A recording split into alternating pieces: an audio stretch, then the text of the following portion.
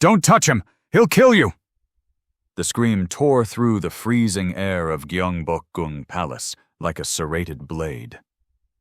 It was a warning that bounced off the ancient stone walls and settled into the bones of every tourist standing in the square. Lying on the brutal, unforgiving gray pavement was Taehyun Bae. To the underworld, he was the Dragon of Seoul. A myth whispered in back alleys to keep rival gangs in check. He was a man whose name alone could stop traffic, and who had never, not once in 20 years, shown a single crack in his armor. Until this exact second. His body hit the stone with a sickening thud, a sound that felt too heavy, too final. His bodyguards froze. They spun in tight circles, Glocks half-drawn, scanning the tiled rooftops for a sniper glint. They expected a bullet.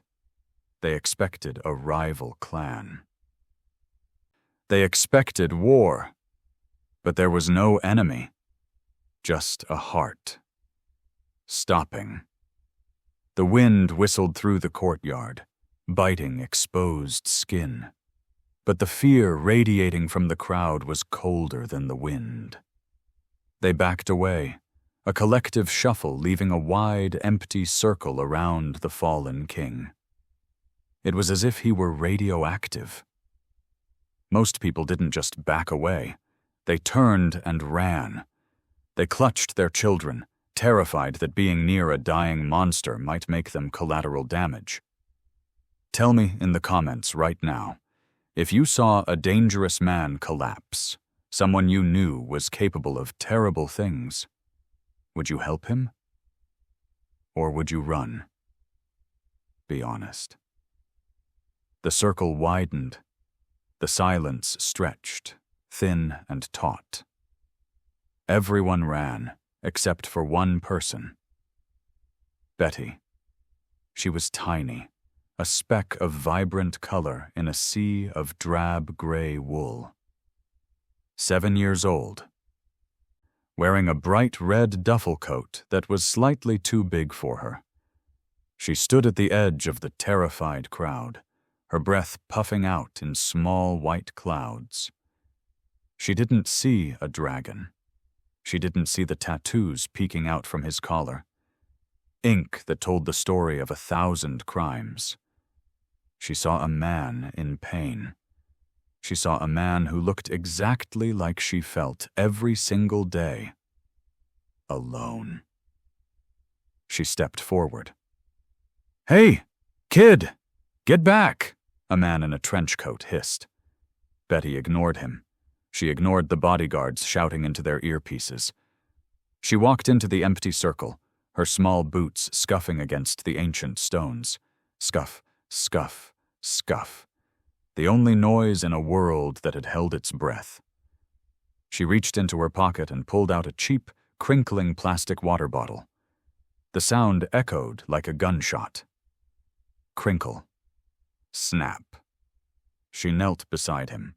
Up close, Taehyun smelled of sandalwood cologne, stale tobacco, and the coppery scent of fierce sweat. His skin was pale, almost translucent against the dark stone. His jaw was clenched so hard, a vein throbbed in his neck. Betty didn't tremble. She carefully poured a small amount of water into the blue plastic cap. Her hands were steady, steadier than the men with the guns. "A jushi?" she whispered. The word hung in the air. Uncle. It was a bell in a hurricane. Soft. Pure. Impossible. Taehyun's eyes flew open. They were dark, swimming with adrenaline. Instinct, honed by decades of betrayal, hijacked his brain. He didn't see a child. He saw a threat. His hand shot out. A blur of motion. His fingers wrapped around her small wrist with a grip that could crush bone. The crowd gasped. 3 bodyguards leveled their weapons. 3 black barrels pointed directly at the chest of a 7-year-old girl in a red coat. "Drop it!" one of the guards roared. But Betty didn't drop the water. She didn't flinch, even though Tae-hyun's grip bruised her skin. She just looked at him. Right past the violence, right past the rage. She looked into his eyes with a terrifying lack of judgment. In that frozen moment, with guns trained on her heart, she offered him the water cap again. Tae-hyun tried to speak. He tried to release her. He tried to stand up and be the dragon. He screamed internally for his muscles to fire. Nothing happened. The signals from his brain died before they reached his limbs. His legs were lead. His chest was a cage of concrete. Fear, cold and absolute, washed over him. He wasn't just fainting. He was paralyzed. "Get away from him!" The shout broke the trance. Minho, Tae-hyun's lieutenant, lunged forward. He didn't care about the optics. He shoved Betty backward with brutal force. The water cap flew from her hand. The liquid splashed across Tae-hyun's cheek, shocking and cold, feeling like a slap. Betty stumbled back, slipping on the stone. She fell hard, scraping her raw palms, but she didn't cry out. She just sat there on the freezing ground, looking up at the men in suits who looked like wolves. "She could be an assassin," Minho hissed, wild-eyed. "Poisoned water. Grab her." 2 massive guards moved forward, their shadows stretching over the small figure in the red coat. Tae-hyun lay there, his body a prison, watching. He saw the terror finally crack Betty's expression. Her lip quivered, her eyes darting left and right. She looked small, breakable, and she looked exactly like him. A memory flashed in Tae-hyun's mind, being 7 years old, hungry, and terrified in an alleyway. He remembered what it felt like to be invisible. A moral weight pressed on his chest, heavier than the paralysis. He was a killer, yes, but was he a coward who let children pay for his sins? "Stop," Tae-hyun rasped. The word was a jagged whisper, but it froze the men instantly. Even lying in the dirt, the dragon commanded the fire. Minho paused. "Boss?" "Bring her," Tae-hyun wheezed. "In the car, with me." "Boss, that's against protocol." "Do it." They didn't argue again. They scooped Betty up. She didn't scream. She went limp, the learned resignation of a child who knew fighting grown-ups was useless. They hauled Tae-hyun's dead weight into the armored limousine.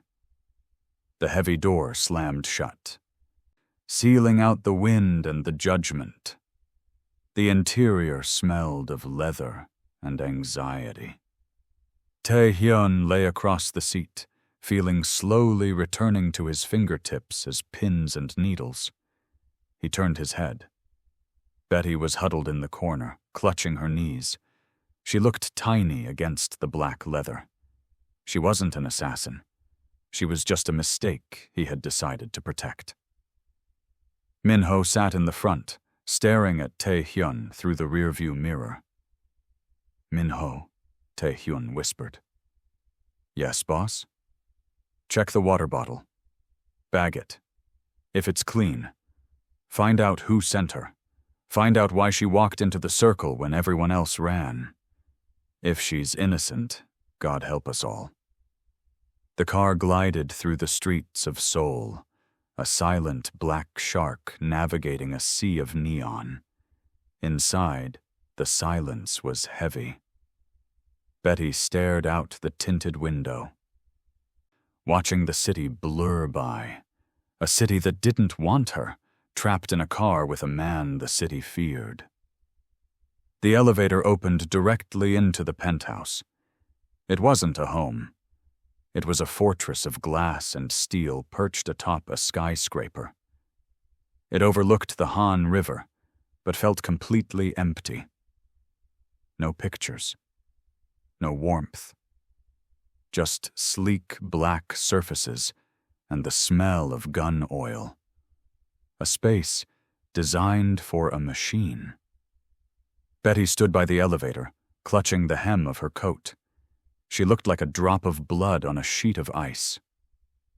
"Sit," Minho commanded. "Don't touch anything.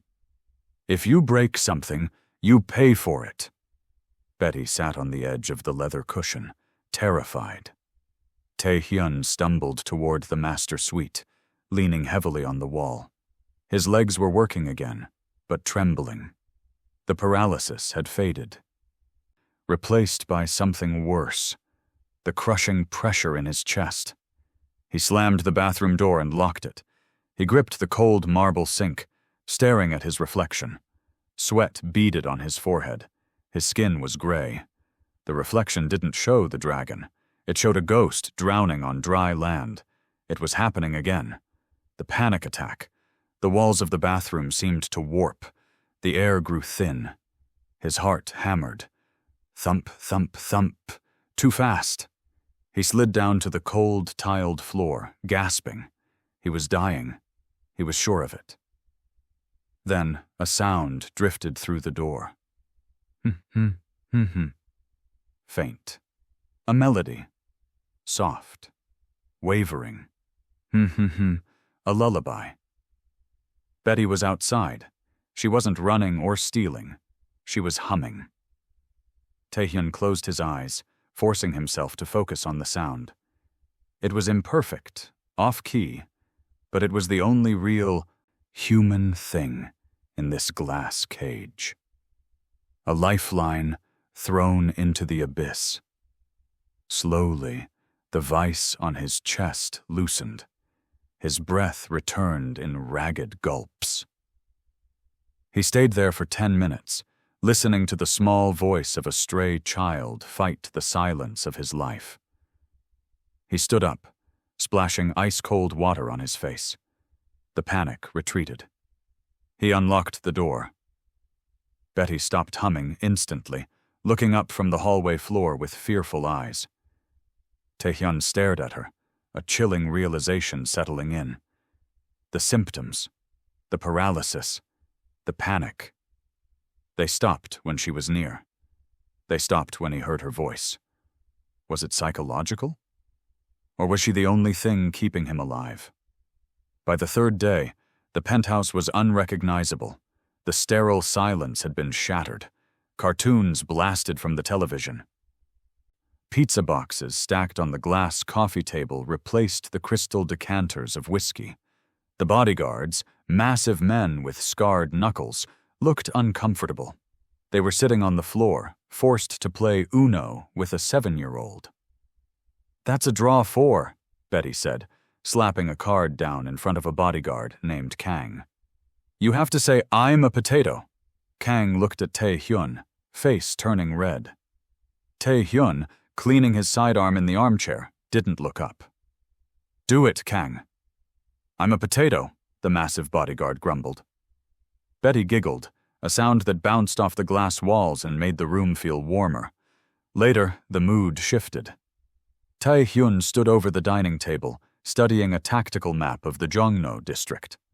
He was planning a defense route against the Black Lions, moving red markers representing armored convoy. "That's not where the tank goes," a small voice said. Tae-hyun looked down. Betty was standing on her tiptoes. Her finger, greasy from pizza, pointed at a narrow alleyway on the map. Minho blinked. "Kid, go watch your show." "The tank is too big for that street," she insisted. "I walked there last week. There are noodle carts and laundry lines stuck in the concrete. It's tiny. The tank will get stuck." Tae-hyun looked at the scale. She was right. The alleyway was a choke point. "She's right," Tae-hyun said softly. He looked at Minho. "Why did we route through here?" "Efficiency, boss," Minho said, shifting. "It's a death trap," Tae-hyun corrected. He looked at Betty. "You have a good eye." Betty beamed, showing a missing front tooth. I know the streets. I live in them. The smile faltered on Tae-hyun's face. I live in them. Move the units, Tae-hyun ordered. We go the long way. That evening, Betty wandered into Tae-hyun's private study. She found an old photograph tucked into a mirror frame.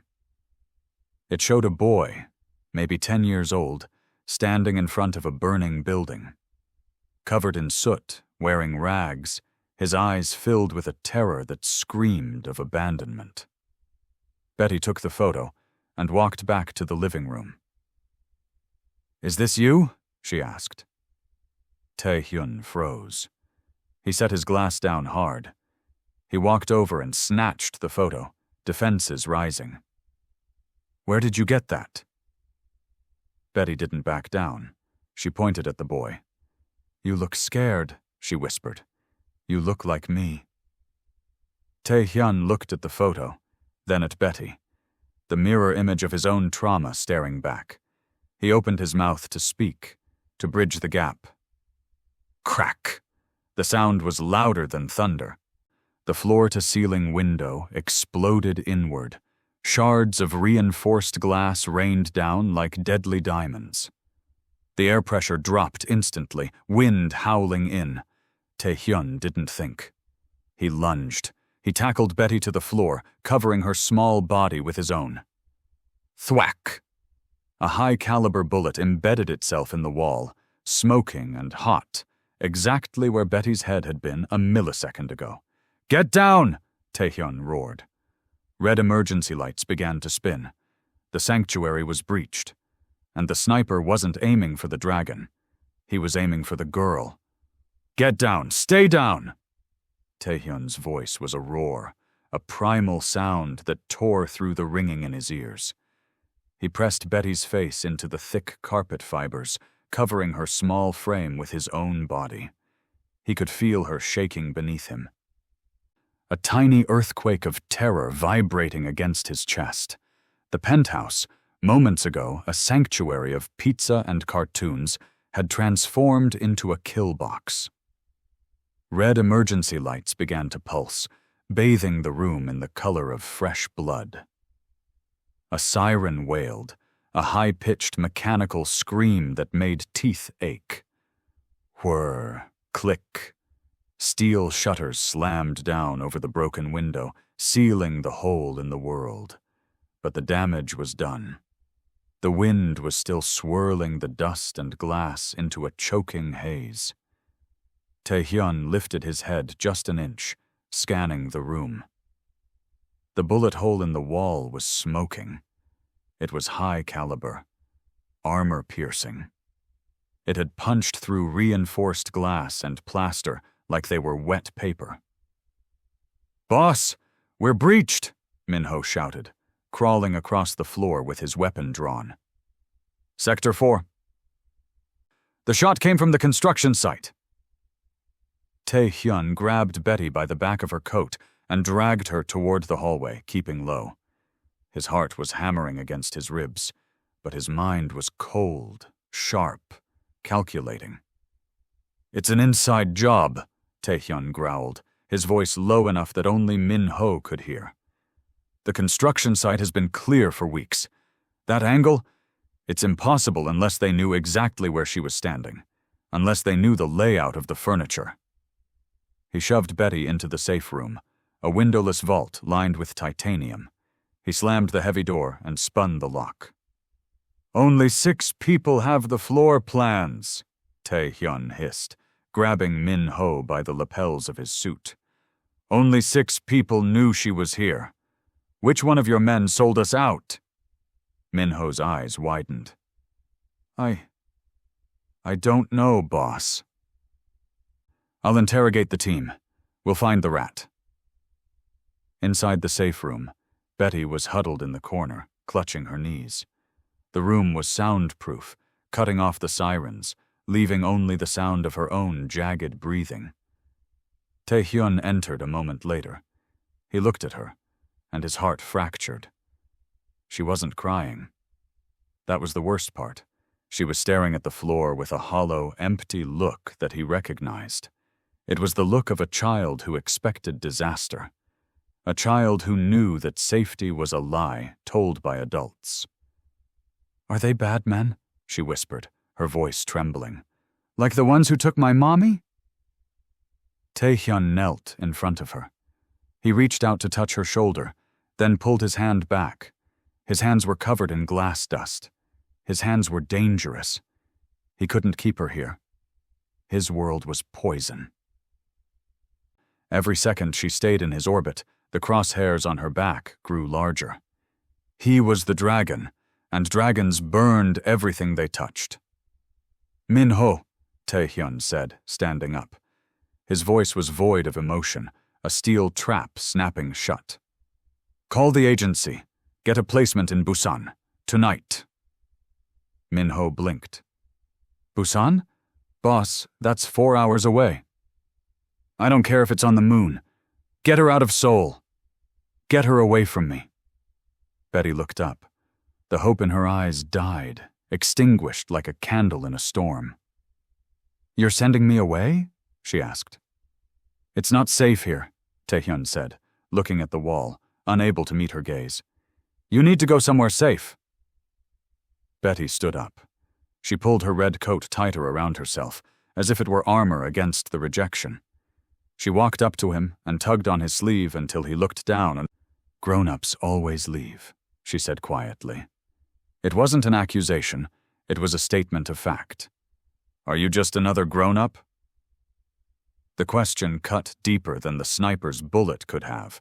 It bypassed his armor and struck the terrified boy inside him. He wanted to scream no. He wanted to tell her that he loved her, that she was the first good thing in his life. But love, in his world, was a weakness. Love got people killed. "I'm not leaving you, Betty," he lied, his voice thick. "I'm saving you." "That's what they all say," she whispered. 10 minutes later, a woman from Child Services, a contact Min-ho claimed was clean, arrived at the freight elevator. She looked professional, stern, safe. Taehyun didn't hug Betty goodbye. He couldn't. If he hugged her, he wouldn't let go. He stood with his hands behind his back, watching as the elevator doors slid shut, cutting off the sight of her small face, her big eyes, her bright red coat. As soon as the doors closed, Taehyun punched the titanium wall.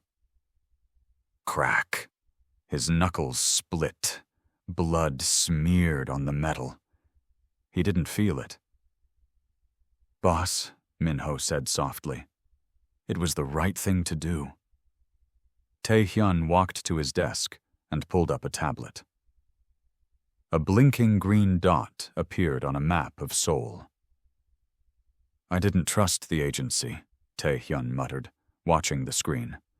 "I sewed a GPS tracker into the lining of her coat, just in case." He watched the dot move away from the building. It traveled south for 2 blocks toward the highway that led to Busan. Then it stopped. It turned. It started moving north. Taehyun frowned. "Why is she turning? The highway is south." The dot accelerated. It moved faster and faster, weaving through the back streets of the industrial district. It wasn't heading to a safe house. It wasn't heading to an orphanage. It was heading toward the docks. It was heading straight into the heart of the territory controlled by the Black Lions. "Min-ho!" Taehyun roared, grabbing his keys. "They have her!" But when he turned around, the room was empty. Min-ho was gone, and Taehyun's gun was missing from the desk. Ask yourself, if your best friend betrayed you like this, could you ever forgive them? Or would you seek revenge? The warehouse smelled of brine, rotting wood, and old rust. It was a cavernous, decaying beast of a building sitting on the edge of the Han River. The water lapped against the pilings underneath, a rhythmic slapping sound. Slap, slap, slap, that echoed the pounding in Betty's ears. The car had stopped. The social worker wasn't a social worker. She was a driver with a scar on her neck who dragged Betty out by the arm. "Please," Betty cried, her boots skidding on the gravel. "I want to go back. I want a jushi." "Shut up, brat," the woman spat, shoving her through a rusted metal door. Betty stumbled into the vast, dark space. A single industrial bulb hung from the ceiling, swaying slightly, casting long, sickening shadows that danced on the walls. Her wrists were grabbed, pulled behind her back, and bound with rough hemp rope. The fibers scratched her skin raw. She was pushed into a wooden chair in the center of the circle of light. "Is this the leverage?" a deep voice echoed from the shadows. "Small, fragile, perfect," another voice answered. Betty froze. She knew that voice. It was the voice that had told her to watch cartoons. It was the voice that had ordered pizza. "Mr. Minho?" she whimpered. Footsteps echoed on the concrete. Click, click, click. Minho stepped into the light. He was wearing his suit, immaculate and pressed. He looked down at her, and for a second Betty thought he was there to save her. She thought he was the hero. "You found me," she gasped. "The bad lady took me." Minho smiled, but it wasn't the smile he used when he let her win at Uno. It was a shark's smile. Cold, dead, predatory. "I know, little mouse," he said softly. "I told her to." Betty's breath hitched. The betrayal hit her physically, like a punch to the gut. The world tilted. "Why?" she whispered. Minho turned to the shadowed figure standing on the catwalk above. The leader of the Black Lions. "Taehyun is weak," Minho announced, his voice booming. "He is sick. I've been dosing his water for months, breaking his mind, making him paranoid, but this girl is the final nail." He walked over to Betty and grabbed her chin, forcing her to look up. "He loves her," Minho sneered, "and that love will kill him." Betty understood then. The sickness Tae-hyun felt, the paralysis at the palace. It wasn't fear. It was poison. And the man standing next to him, the man he trusted, was the snake. Minho pulled out a phone. He dialed a number and put it on speaker. "Minho!" Taehyun's voice crackled through the phone, frantic, breathless. "The tracker says she's at the docks. I'm 5 minutes out. Do not engage." "The tracker says exactly where I want you to be," Minho interrupted calmly. He pulled a knife from his belt. The blade caught the light, gleaming silver. He pressed the flat of the blade against the rope binding Betty's wrists. "Minho?" Taehyun's voice stopped. The realization traveled through the signal. "Come alone," Minho said. "No guns, no backup. Walk through the front door in 3 minutes, or the girl in the red coat bleeds out on this concrete floor." He hung up. Betty looked at the knife. She looked at Minho. She realized, with the terrifying clarity of a child who has seen too much, that she was bait. 3 minutes later, the heavy metal doors creaked open. Wind and rain swirled in from the night, creating a halo around the figure standing in the doorway. Tae-hyun walked in. He wore no jacket. His white dress shirt was soaked, clinging to his chest. He wore no shoulder holster. His hands were empty, held out to his sides, palms open. "I'm here," he announced. His voice wasn't loud, but it carried to the rafters. It echoed off the steel beams. Minho stood on the catwalk 20 feet above, holding Betty by the collar of her coat, dangling her slightly over the railing. Below, on the ground floor, 10 members of the Black Lions stepped out of the shadows. They held baseball bats wrapped in barbed wire. They held chains. They held knives. They didn't have guns. They didn't want to shoot the dragon. They wanted to break him. They wanted to beat the myth into a pulp of meat and bone. "Let her go, Minho," Tae-hyun said calmly, stepping further into the trap. "This is between us. She's a child."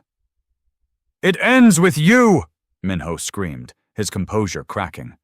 "You got soft! You let a stray dog into the palace! Kill him!" The mob rushed. 10 men against 1. Whatever you think you know about fighting, forget it. This wasn't a movie. This wasn't graceful. Tae-hyun didn't flinch. He exploded. He ducked the first swinging bat, the barbed wire whistling inches over his head. He drove his elbow into the attacker's throat, crunch, collapsing the windpipe. He spun, grabbing the arm of a man with a knife, and snapped the elbow backward. The sound was like a dry branch breaking. The man screamed, a high, wet sound. Tae-hyun was a whirlwind of rage. He wasn't fighting for territory. He wasn't fighting for money. He was fighting for the terrified girl watching from above. He moved with a brutality that was terrifying to witness. He tore through them. He used their own momentum against them. He took a chain to the ribs, grunting as the metal whipped his flesh, but he didn't slow down. He grabbed the chain, wrapped it around the attacker's neck, and hurled him into a pile of crates. Blood sprayed across his white shirt. His knuckles were raw meat. His breath came in savage heaves. Within 2 minutes, 120 seconds of pure violence, 10 men lay groaning on the concrete floor. Tae-hyun stood in the center of the carnage. He was bleeding from a cut above his eye. He was bruising. But he was standing. He looked up at the catwalk, his eyes burning with a fire that could scorch the earth. "Minho!" he roared. "Come down!" Minho's hand shook. He looked at the bodies below. He looked at the dragon who refused to die. Fear replaced the arrogance on his face. He raised his gun. But he didn't aim at Tae-hyun. He aimed at Betty. "No!" Tae-hyun screamed. He didn't think. He didn't calculate the distance. He just moved. Tae-hyun sprinted toward the stairs. Minho panicked. He squeezed the trigger. Bang! The muzzle flash lit up the warehouse. Tae-hyun vaulted the railing of the stairs, throwing his body into the air, putting himself between the gun and the girl. The bullet slammed into his shoulder. The impact spun him around in mid-air. It shattered his collarbone.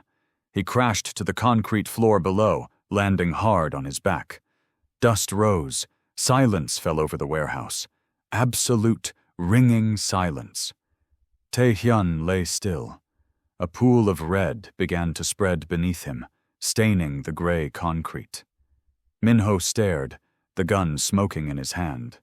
He turned and ran, fleeing into the darkness of the catwalks. Betty stared down. She saw the man who was supposed to be a monster. She saw the blood. And then, she opened her mouth and let out a scream that tore through the silence, a sound of pure, unadulterated heartbreak. The smell of rubbing alcohol stung his nose. It wasn't the sterile scent of a hospital. It was cheap, sharp, mixed with the smell of instant noodles and damp mold. Tae-hyun groaned. The sound rasped in his throat like sandpaper. He opened his eyes. The light was dim, yellow, flickering. He was lying on a cot with a thin mattress. Above him, water stains bloomed on the ceiling like dark flowers. He was in a back alley clinic. A chop shop, for criminals who couldn't go to the ER. His shoulder was on fire. He looked down. It was bandaged heavily, the white gauze stark against his skin. "You're awake," a small voice whispered. Tae-hyun turned his head. It felt heavy, disconnected from his body. Betty was sitting on a plastic garden chair next to the cot. She was still wearing her red coat, though it was stained with grime now. Her eyes were red-rimmed, swollen from crying. "How?" Tae-hyun rasped. "How am I here?" "I dragged you," she said simply. Tae-hyun blinked. He was 6 feet tall, 200 pounds of muscle. She was 7. "I dragged you to the car," she continued, her voice trembling but fierce. "It was hard. Then I used your emergency phone. I pressed the button with the red cross. The doctor came." Tae-hyun stared at her. She had saved him. This tiny thing had dragged a dying man through a warehouse to save him. Fury ignited in his veins, hotter than the pain in his shoulder. Minho, the traitor, the snake. He tried to sit up. The room spun. He gritted his teeth, fighting the nausea. "I'm going to kill him," Tae-hyun muttered, swinging his legs off the cot. "I'm going to find him, and I'm going to burn him alive. I'm going to burn them all." He reached for his phone on the side table. He was going to call the hit squad. He was going to start a war. "No," Betty said. She stood up. She walked over and stood between his knees, blocking his path. She placed her small hands on his good arm. "Betty, move," Tae-hyun growled. "They tried to kill you." "If you kill them, you're the monster they say you are," she said. Her voice wasn't a child's voice. It was the voice of someone who had seen violence and knew it never ended. "You saved me," she whispered, tears spilling down her cheeks. "You took the bullet. You didn't fight to hurt them. You fought to save me. That's who you are." She squeezed his arm. "Don't go back to being the bad guy, Ajushi. Please." Tae-hyun paused. He looked at her hands on his arm. He looked at the bandage on his shoulder. The cycle of violence had defined his life. Blood for blood, an eye for an eye. It was the only law he knew. But looking at this child who had refused to leave him, who had dragged his heavy, broken body to safety, he realized that the cycle only ended one way, with her getting hurt again. If he started a war, she would be collateral damage. His phone buzzed on the table. He picked it up. It was a message, not from Minho. It was from the Syndicate Council, the ancient rulers of the underworld, the men who decided who lived and who died. Summons. The tribunal. Tonight. 12:00 a.m. Answer for the chaos. They knew. They knew he had lost control. They were calling him in to strip him of his rank, or execute him. Tae-hyun looked at the message. Then he looked at Betty. "I won't kill them," Tae-hyun said softly, resting his hand on top of her head. "I won't start a war." He stood up, swaying slightly, but finding his balance. "But I have to face them, and I'm going to take my life back." Tell me in the comments, do you think Tae-hyun can survive the tribunal without using violence? Or is he walking into a death trap? The tribunal chamber was not a boardroom. It was a crypt. Located deep beneath a tailor shop in Gangnam, the room smelled of history, thick, acrid cigar smoke, polished mahogany, and the metallic tang of silent threats. 5 elderly men sat behind a high, crescent-shaped table, looming over the room like ancient emperors. They wore suits that cost more than most people earned in a decade. Their faces were lined with age, their eyes sharp and predatory. They were the Syndicate Council, the true rulers of the Seoul underworld. Tae-hyun stood in the center of the room. He was alone. He wore a fresh black suit to hide the bandages, but his left arm was in a sling.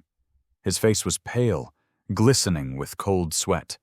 He had refused painkillers to keep his mind sharp, even if it meant his shoulder throbbed in rhythm with his heartbeat. "You have brought chaos to our streets," the head elder barked. His voice sounded like stones grinding together. "A shootout at the docks, a public collapse, rumors of weakness." Tae-hyun stood tall. The chaos was necessary to purge a traitor. "Min-ho was your right hand," another elder snapped.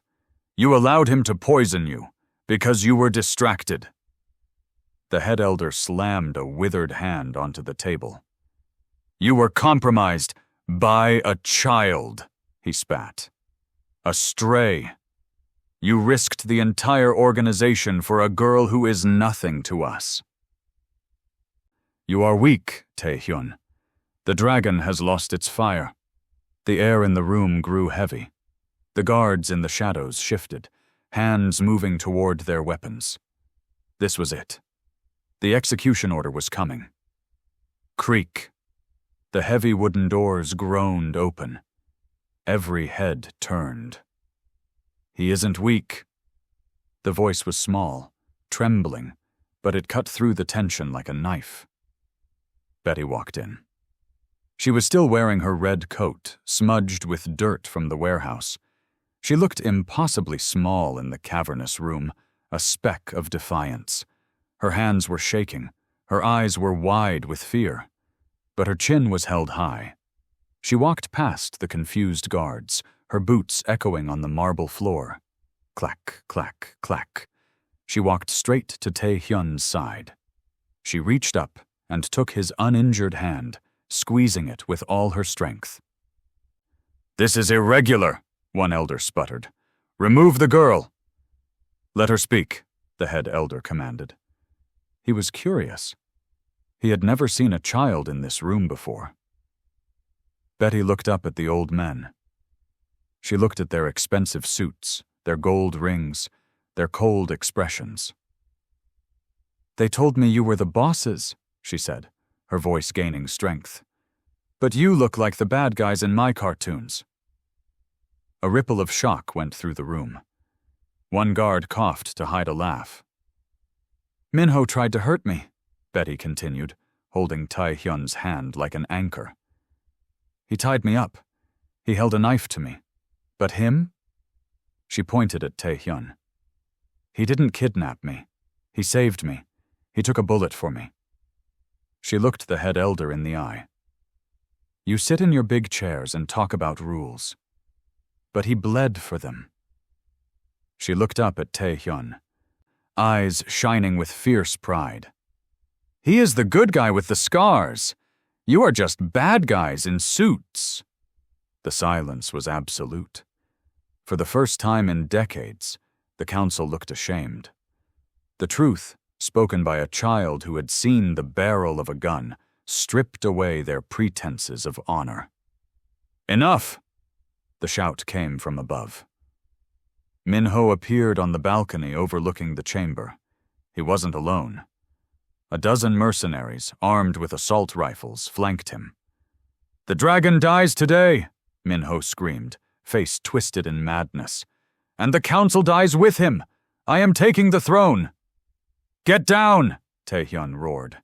He swept Betty behind the heavy oak table just as the room erupted. Rat, tat, tat, tat. Gunfire shredded the air. Bullets chewed through the mahogany table, sending splinters flying. The elders scrambled for cover, diving under their podiums. Tae-hyun pulled a pistol from his ankle holster. He grimaced as the movement jarred his broken shoulder, a white-hot spike of pain tearing through him. "Stay here," he ordered Betty, pressing her flat. "Cover your ears." "Ajushi!" she cried. "Trust me." Tae-hyun rose from cover. He fired 2 shots.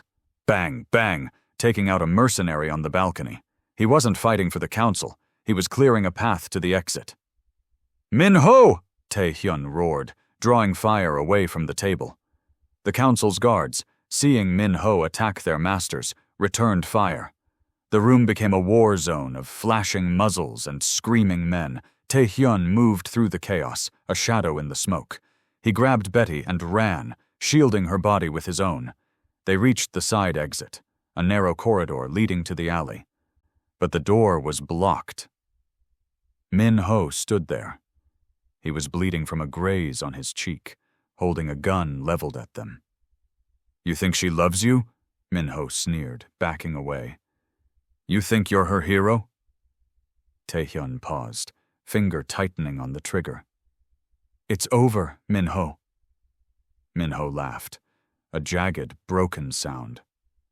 "Ask her about her family, Tae-hyun. Ask her why she was on the street."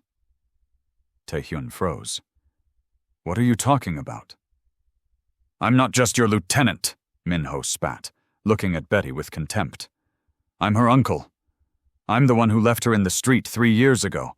I'm the one who abandoned her because she was a burden." The revelation hit Tae-hyun like a physical blow. He looked down at Betty. She was staring at Min-ho, face pale, eyes wide with recognition. "Uncle Min?" she whispered. "She's my blood," Min-ho shouted. "Not yours! You're nothing to her!"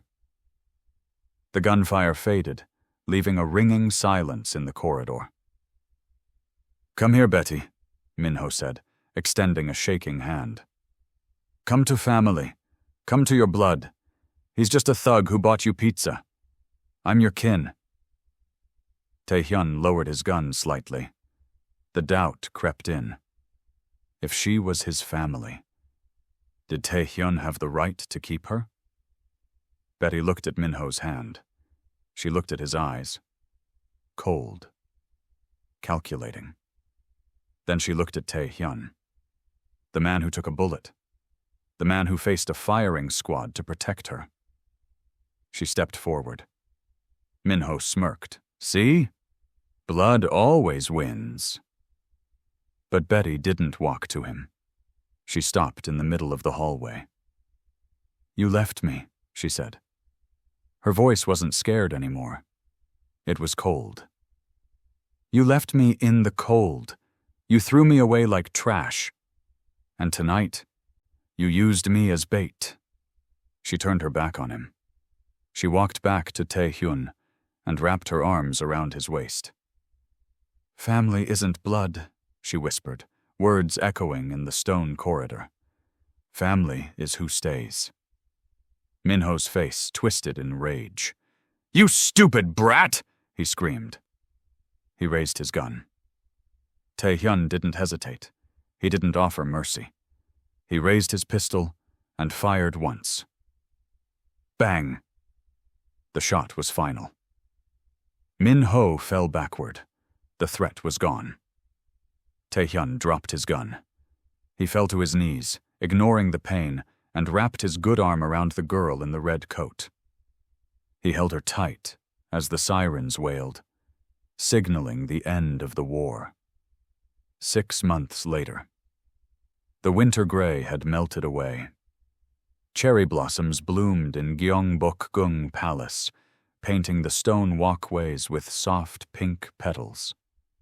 Tae-hyun stood in the square, on the exact spot where he had fallen. But he wasn't wearing a black suit. He wasn't wearing a holster. He wore a soft gray wool coat, open at the collar. He looked tired, but lighter. The weight of the dragon was gone. "Hurry up, Dad! We're going to be late!" Betty ran ahead of him. She wasn't wearing the old, oversized red coat. She wore a crisp school uniform with a bright yellow ribbon. Her backpack bounced on her shoulders. She stopped at the entrance of a renovated building. A new sign hung above the door, gleaming in the sunlight. The Red Coat Center for Youth.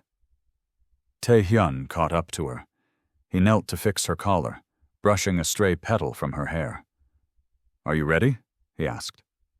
"Are you?" she countered, grinning. Her missing tooth had grown back. "I'm ready," he said. He had dissolved the violent arm of the syndicate. He had sold the weapons. He had turned his empire into a shield for those who had none. A sanctuary for the strays, the forgotten, the invisible children. He took her hand. It was warm. It was an anchor. They walked toward the door together.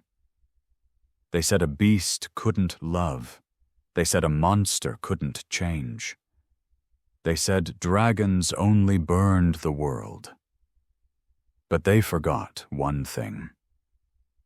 Even dragons protect their treasure. What would you do if you saw someone fall? Would you walk away? Or would you stay? Comment "I stay" below if you believe in second chances. And don't forget to like and subscribe for more stories like this.